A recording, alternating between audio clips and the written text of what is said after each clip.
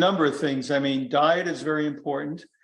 You just need to be reasonable in your approach. I'm a big fan of nutritional supplementation. I think about 30, 40 pills a day. People read, the patients who come in are educated. They want to know what they're supposed to do. They're not just going to accept blindly what the doctor is saying anymore. So you're head of a lot of stuff with anti-aging, one of the foremost leaders in the world on this subject. What are the top secrets to living longer?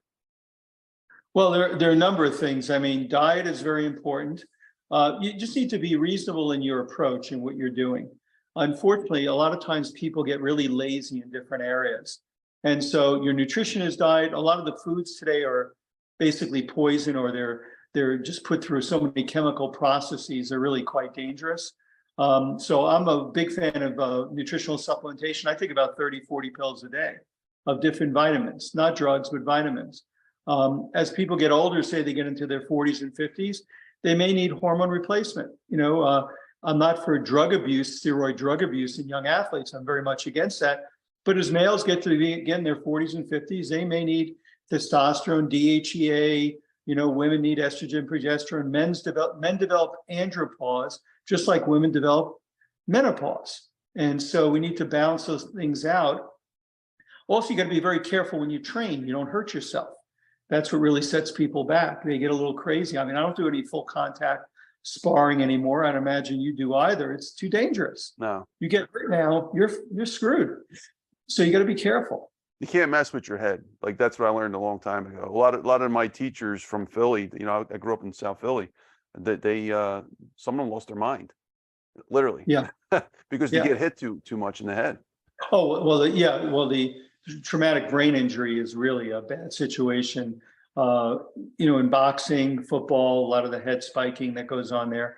That's where a lot of these people, they just have horrible, horrible effects later in life. So Dr. Bob, why did you even get into anti-aging? I mean, coming from your background, how did you go into that path? Like, what was the rationale for that?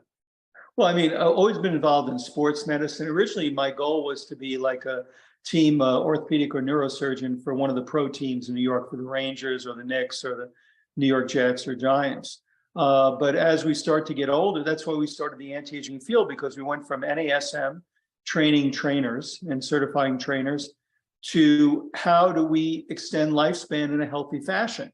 And as you get older, what do you need to do? Because in medical school, you only get like 10 minutes. When I went to med school anyway, you get like one part of one lecture in biochemistry your first year of medical school. That was it for nutrition.